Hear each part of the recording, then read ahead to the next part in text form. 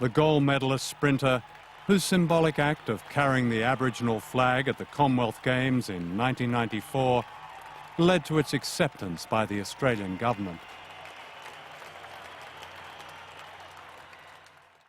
In his book Obstacle Race, Professor Colin Tatz names 1,200 outstanding black Australian athletes, of whom only 5 had access to the equipment, training and facilities that white Australians take for granted. The Aboriginal people who are going to represent Australia in the Olympics are aberrations.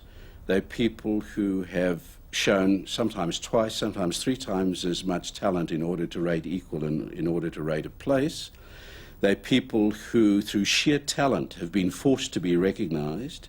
If we appropriate their talents, they become part of us and we look better for the whole exercise. I mean, Cathy Freeman is the greatest thing that's ever happened to white Australia in recent years, because this happy, smiling, grinning, delightful, fun-loving, life-loving young lady looks as though she is the representative of all black womanhood.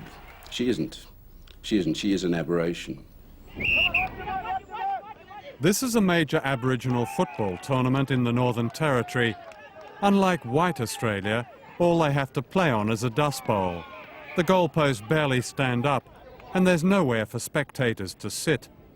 Conditions like this are typical of Aboriginal sport, the kind you'll never find in the Olympic city.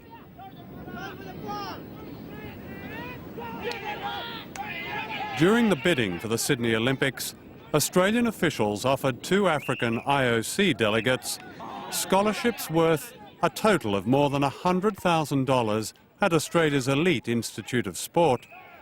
These were called inducements. As for the inducements for Aboriginal sport, there has been modest official help in recent years, including scholarships in the Olympic sports, many of them worth less than $5,000. That's £2,000.